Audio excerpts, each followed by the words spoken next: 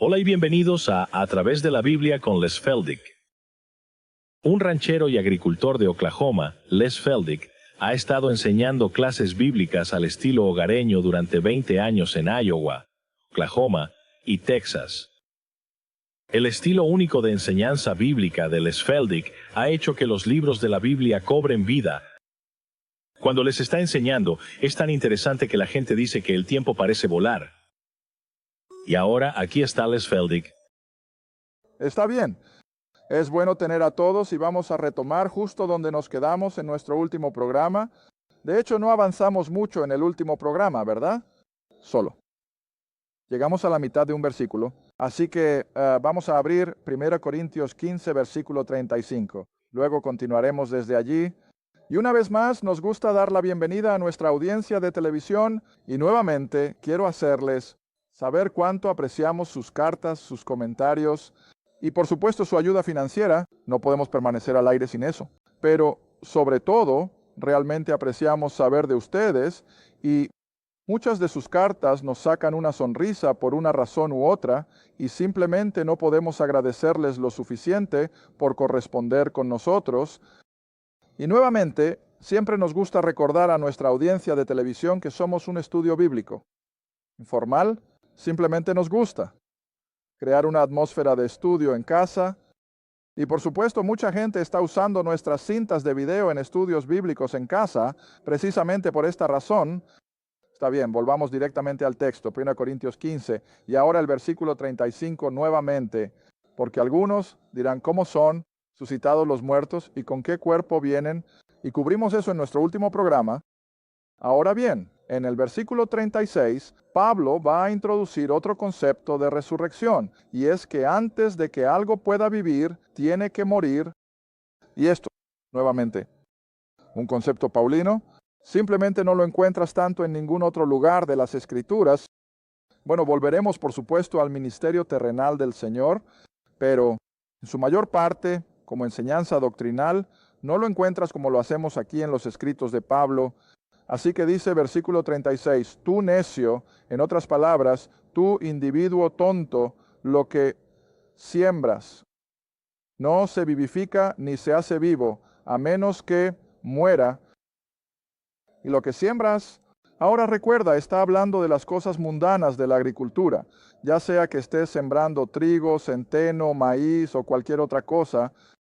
Él está hablando de sembrar cosas que van o a producir una cosecha. Y lo que siembras, no siembras el cuerpo que ha de ser, sino que siembras grano desnudo. Ahora sé que esto casi roza lo ridículo, pero verás, Pablo tiene que hacerlo para que las personas, sin lugar a dudas, aclaren las cosas. En otras palabras, lo que Pablo está diciendo es que cuando plantas algo, no plantas todo el tallo de trigo, que plantas la semilla. Ahora, eso tiene sentido, que si vas a plantar la semilla, no esperas que la semilla simplemente salga de repente por encima del suelo, pero ¿qué es lo que va a venir primero? El tallo nuevamente y luego el grano. Está bien, ahora está usando eso como una ilustración total de nuestra propia experiencia de resurrección. Así que dice, no siembras lo que esperas ver, todo el tallo, sino que siembras el grano individual, ya sea trigo o algún otro grano. Pero Dios le da a este grano un cuerpo como le ha placido, y a cada semilla su propio cuerpo. Ahora, por supuesto, eso se remonta hasta Génesis, ¿no es así? Donde todo está confinado a su propia especie. No existe tal cosa como cruzar de una especie totalmente diferente. Otra. Ahora, sabemos que podemos hibridar, pero en lo que respecta a sembrar la semilla de una manzana y esperar obtener un naranjo, simplemente no va a suceder. Y así todo sigue en su propia especie, ¿de acuerdo? Ahora bien, él dice, es de la misma manera en la carne, toda carne, versículo 39. No es la misma, pero hay un tipo de carne de hombres. Hay otra carne de bestias, otra carne de peces y otra carne de aves. Y también hay cuerpos celestiales, cuerpos terrenales. En otras palabras, lo que está en el espacio y las cosas que están aquí en la tierra, y la gloria de Lo celestial es uno, la gloria de lo terrenal es otra. Hay una gloria del sol, otra gloria de la luna, otra de las estrellas, porque una estrella difiere de otra estrella en gloria. Así, también, mira, todo esto está aquí como una ilustración. Así, también, es la resurrección de los muertos. Se siembra en corrupción, muerte, y se levanta en qué fuerza. Está bien, ahora dije que volveremos y veremos lo que el Señor Jesús dijo al respecto en su propio ministerio terrenal, y es una porción que hemos usado a menudo, y probablemente estés al tanto de ello. De vuelta en el Evangelio de Juan. El Evangelio de Juan, capítulo 12, versículo 23. El Evangelio de Juan, versículo 23. Y por supuesto, esto es poco antes de su crucifixión. En cuestión de horas, de hecho, las multitudes ya están llegando de todo el imperio romano para la fiesta de la Pascua, y entre esa multitud había algunos gentiles, algunos griegos, y siempre me gusta usar la analogía de que cuando vamos al muro de las lamentaciones, simplemente nos quedamos un poco atrás y vemos a los judíos pasar por todos sus rituales y sus oraciones. Y una vez que estuvimos allí, había un montón de bar mitzvahs ocurriendo, pero bueno, solo somos forasteros, somos gentiles y solo estamos observando todo esto. Bueno, creo que lo mismo estaba sucediendo aquí, que mientras todos estos judíos se estaban preparando para sus sacrificios y la fiesta de la Pascua, había algunos gentiles curiosos, y ellos son los griegos. Y en el versículo 20, dije versículo 23, pero volvamos rápidamente al versículo 20. Y había ciertos griegos entre ellos que se acercaron a adorar en la fiesta, y se acercó a Felipe, uno de los 12, que era de Betsaida de Galilea, y le preguntaron diciendo: Señor, queremos ver a Jesús. Y Felipe, recordando, ya sabes, que Jesús de alguna manera había rechazado a los gentiles en experiencias anteriores, y así Felipe no quiere, supongo, meter la pata. Y entonces dice: bueno, ahora espera un momento, mejor reviso con Andrés. Entonces Felipe viene y le cuenta a Andrés, y Andrés sin duda dijo: bueno, vamos a decírselo a Jesús. Tienes que leer entre líneas un poco. Y así Felipe le cuenta a Andrés, y Andrés y Felipe le dicen a Jesús: bueno, ¿qué le dijeron? Que hay algunos griegos que quieren hablar con él. Ahora mira la respuesta de Jesús. Y él respondió diciendo: ha llegado la hora. En otras palabras, es cuestión de horas hasta que él esté en esa cruz. Ha llegado la hora de que el Hijo del Hombre sea glorificado. De cierto os digo, y aquí está ahora exactamente lo que Pablo dice en 1 Corintios 15, excepto, a menos que un grano de trigo caiga en la tierra y morir, permanece solo, pero si muere da mucho fruto o mucho grano. Ahora, él simplemente está diciendo lo que todos sabemos. Aquellos de ustedes que son jardineros y agricultores en mi audiencia, todos sabemos que hasta que no pongas esa semilla en la tierra, no va a pasar nada. Simplemente se va a quedar en su contenedor, ya sea una bolsa o un saco o lo que sea. Pero en el momento en que esa semilla se pone en la tierra y tiene humedad y luz solar, lo primero que tiene que hacer esa semilla es morir. Se vuelve corrupto. Y la muerte llega, luego el nuevo tallo del cual saldrán, por ejemplo, cientos de granos de trigo, y así todo el concepto a lo largo de toda la creación de Dios, ¿sabes? Se lo digo a mis clases aquí en Oklahoma una y otra vez. Si te das cuenta, todo lo que ves en la naturaleza está gritando constantemente. El hecho de la resurrección cada primavera, cuando las cosas comienzan a brotar de la tierra y cuando plantas tus cultivos en tus jardines, cada vez que hacemos eso es un recordatorio de la resurrección, porque Jesús mismo usó esa analogía. Está bien ahora cuando dice: a menos que un grano de trigo caiga en la tierra y muera, queda solo, pero si muere, produce mucho fruto. ¿A qué se estaba refiriendo? Bueno, su próxima muerte, sepultura, resurrección, que estaba a solo unos días en el futuro, ¿ves? Y lo que él está diciendo básicamente es que para estos gentiles, él no era un objeto de su fe hasta que había experimentado la obra de la cruz. Y por eso trato de enfatizar a las personas que Cristo en su ministerio terrenal fue casi exclusivamente para la nación de Israel. Ahora, tuvo dos excepciones, por supuesto, pero fue solo para la nación de Israel. Pero, después de experimentar la muerte, sepultura y resurrección, ahora eso, como evangelio, puede ir a toda la raza humana, no solo a Israel. Y así, este es el concepto, que una vez que ha muerto, ha sido sepultado y resucitado de entre los muertos, entonces se convierte en el objeto de fe para toda la raza humana. Ahora bien, si regresan a 1 Corintios 15 por un momento más, llegamos al lugar donde dice en el versículo 42, así, también, al igual que al plantar esa semilla de trigo o algún otro grano, así. También es la resurrección de los muertos.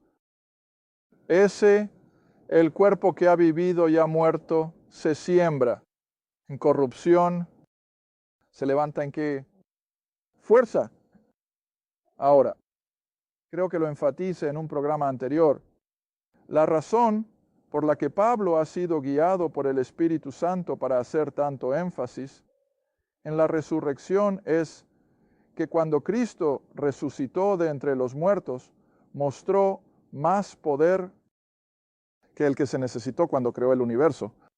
Y esto es lo que tenemos que entender, que se ejerció más poder de la deidad en la resurrección de Cristo que en cualquier otra cosa que Dios haya hecho. Y por supuesto la razón es que a través de su resurrección de entre los muertos, derrotó totalmente a todos los poderes de Satanás. Él saldó totalmente la deuda del pecado para cada ser humano que ha vivido y recuerda. Los pecados de cada ser humano ya han sido expiados.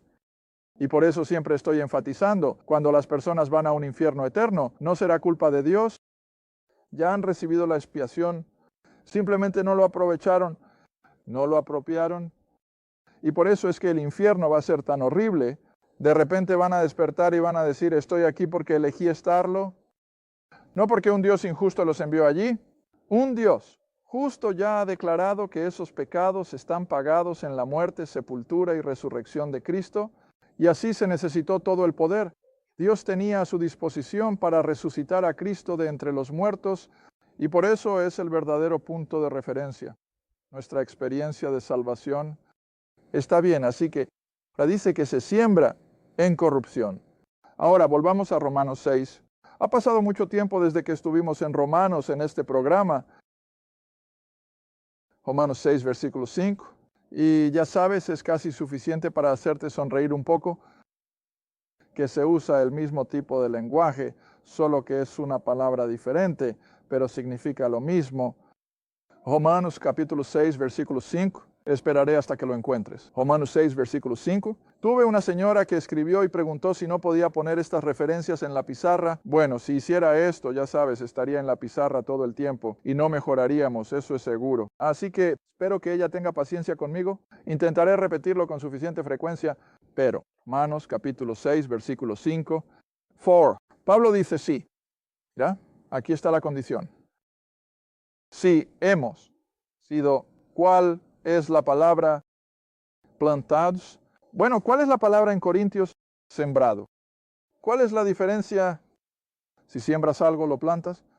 ¿Sabes? Recuerdo de mi experiencia en la granja cuando era joven, que los agricultores de nuestra zona todavía cultivaban mucha avena, junto con maíz.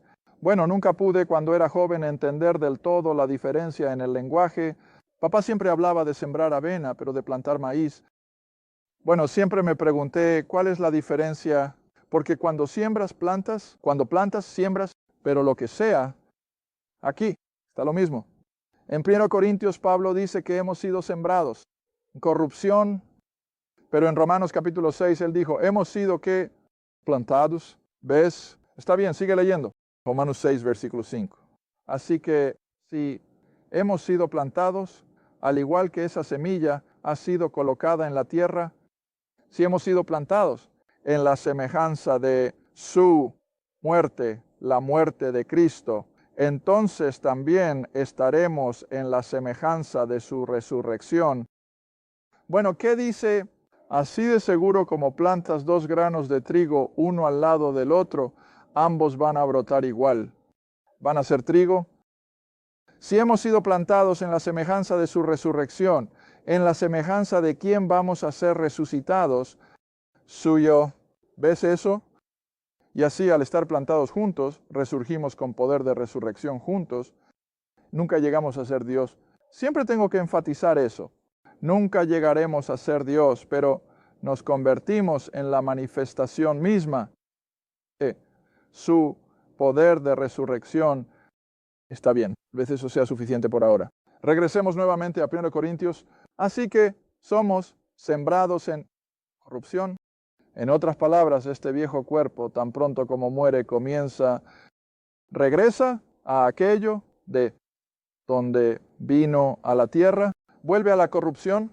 Está bien, versículo 43. Entonces, se siembra en deshonra. Oh, por mucho que amemos a nuestros seres queridos, mientras yacen en ese ataúd y lloramos por su partida, la muerte es nuestro enemigo. Creo que todos odiamos la muerte. Odio incluso perder un animal. Simplemente me destroza ver morir a un animal. Odiamos la muerte. Odiamos la muerte de nuestros seres queridos. Y tenemos que entender que, excepto por nuestra fe en el futuro eterno, los incrédulos nunca volverán a ver a sus seres queridos, pero nosotros sí lo haremos. Los vamos a ver, los vamos a conocer, los vamos a reconocer.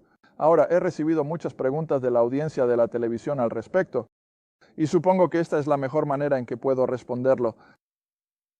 Mi prueba de que vamos a reconocer a nuestros seres queridos cuando lleguemos a la eternidad es esa experiencia en el monte de la transfiguración, cuando están aquí Pedro, Santiago y Juan y el Señor Jesús, y de repente, ¿quién entra entre ellos? Moisés y Elías, ¿no era así? Está bien, le preguntaron Santiago, Pedro y Juan al Señor Jesús, ¿quiénes son estos tipos? ¿Lo hicieron? No, ellos sabían. Y aquí habían vivido un par de miles de años antes. Y eso me dice que si Pedro, Santiago y Juan reconocieron a Moisés y Elías, nosotros también vamos a reconocer a nuestros seres queridos. Vamos a conocer a todos. Y no tendré que romperme la cabeza tratando de recordar los nombres de las personas. Voy a conocerlos a todos por su nombre, ¿ves? Y vamos a tener pleno conocimiento. Ahora, la gente se pregunta cómo recuerdo los nombres. Escucha, no es fácil. Es abajo. Tienes que esforzarte, pero no es algo que simplemente venga tan fácil. Pero sin embargo, cuando este viejo cuerpo sea enterrado, si no vivimos para ver el rapto y vamos por el camino de la muerte, tenemos esta bendita esperanza de que seremos levantados, una nueva vida si somos creyentes. Y todo el concepto de la resurrección es exactamente eso, que ese cuerpo, carne, tiene que morir y luego ser levantados en poder de resurrección. Está bien, continuando ahora con el versículo 44, se siembra un cuerpo natural, aquel que nació de la carne, pero se levanta como ¿qué? Cuerpo espiritual, como cubrimos en nuestro último programa. No vamos a entrar en la eternidad en carne y sangre, vamos a ir en carne y hueso, pero vamos a tener nuestra fuente de vida, el Espíritu. Así que Pablo dice, hay un cuerpo natural, hay un cuerpo espiritual. Y aunque están eones de distancia, son muy parecidos porque todavía vamos a tener todas las características externas, creo, que tenemos ahora. Y vamos a ser espirituales. En eso, ahora tenemos vida eterna. En lugar de los prometidos 60 y 10, está bien ahora entonces el versículo 45, y así está escrito. El primer hombre, Adán, creado, en quien fue soplado el aliento de vida, fue hecho un alma viviente. Pero el último Adán segundo Adán, que es Jesucristo, fue hecho un espíritu vivificante, o que da vida. Él nunca dejó de ser Dios. Ahora sé que hay cultos que rechazan la deidad de Cristo, pero eso va en contra de este libro, porque este libro dice que Él era divino, que era deidad, que era Dios, y nunca renunció a eso. De hecho, hay un versículo en el libro de Hebreos que implica que incluso mientras estaba en el vientre, Él seguía siendo Dios y nunca dejó de ser Dios. Y Él fue Dios durante todo su ministerio y ciertamente fue Dios después de su resurrección. Está bien, pasemos a lo siguiente. Versículo 46. Tenía que ser así porque esta es una de las reglas de Dios en su manifestación con la raza humana. Y eso es, y nunca lo olvidaré, un caballero aquí en Tulsa, cuando lo vio por primera vez, simplemente no podía superarlo. Y estoy seguro de que probablemente molestó a muchas personas en el trabajo porque simplemente no podía superarlo. El hecho de que a lo largo de toda la escritura primero tienes lo natural y luego qué, y luego lo espiritual. A lo largo de toda la escritura, en la genealogía o lo que sea, primero lo natural, primero Caín. Y aprendes todo sobre Caín, lo natural, y luego está Abel, lo espiritual, ¿ves? Y primero Ismael, natural, y luego Isaac, espiritual. Primero Esaú, lo natural, luego Jacob, lo espiritual. Primero el rey Saúl, natural, luego rey David, lo espiritual. Y a lo largo de toda la escritura, hasta el final del libro, cuando tienes la aparición del anticristo, el hombre de pecado, lo natural, y luego la venida del verdadero Cristo, lo espiritual. Y así Pablo menciona esto aquí. Esta es una de las leyes de la escritura. Primero lo natural, luego lo espiritual. Está bien, versículo 47. El primer hombre fue de la tierra. Él era terrenal, ese fue Adán. Él fue hecho de la tierra. Él volvió a la tierra. Él era terrenal. El segundo hombre es el Señor del cielo. ¿Ves eso? Así, lo terrenal. Así son también los que son terrenales. Y podemos cambiar eso. Somos terrenales en nuestra composición, aunque una vez que nos convertimos en creyentes, nos conectamos con lo celestial y nuestra ciudadanía está en el cielo, pero seguimos funcionando y viviendo y produciendo y reproduciendo como seres físicos, terrenales. ¿Está bien? Versículo 49. Y así como hemos llevado la imagen de lo terrenal, también llevaremos. Aquí vienen las promesas ahora. La imagen de que el celestial. Y escucha, aquí es donde entra la fe. Lo creemos.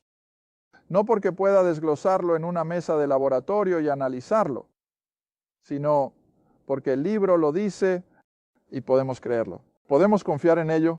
Es la palabra eterna de Dios. Ahora, sé que hay mucho en las noticias, en los medios y demás sobre estos códigos bíblicos que estos matemáticos en Israel aparentemente están encontrando. Ahora, no lo estoy refutando, no lo estoy desestimando, pero por otro lado es tan fantástico, no estoy listo para lanzarme a ello, pero no me dice nada más de lo que siempre supe, que este libro está ensamblado de manera sobrenatural. Cada letra de este libro está en el lugar exacto. Ahora, recuerdo haber leído un artículo de un matemático en Inglaterra en los años 30 y de hecho lo presentó, si recuerdo correctamente, a la Cámara de los Lores. ¿Cómo entonces, matemáticamente, de nuevo, recuerda, cada letra hebrea y cada letra griega tiene un valor numérico directo? Y al usar matemáticas pudo demostrar que cada versículo del Antiguo Testamento hebreo, cada versículo de nuestro Nuevo Testamento griego, encajaba matemáticamente. Y todo lo que tenía que hacer era sacar un versículo o quitar una palabra y todo se desmoronaría. Bueno, ahora, por supuesto, están haciendo lo mismo con las computadoras allá en Israel. Y supuestamente están encontrando códigos ocultos entre los valores matemáticos de las letras hebreas, y es casi suficiente para hacer que tu carne salte, pero sin embargo no necesito eso. Oye, sabía que este libro era sobrenatural y lo he confiado como tal durante tantos años, y esto es todo lo que pido a la gente que haga. De hecho, en nuestra clase en Tulsa anoche estábamos hablando de esta misma cosa. ¿Cuál es la mayor controversia de Dios contra la humanidad? Oh, no su inmoralidad tanto como la odia, no su embriaguez tanto como la odia, no su robo tanto como lo odia, pero ¿qué es lo que más odia? La incredulidad.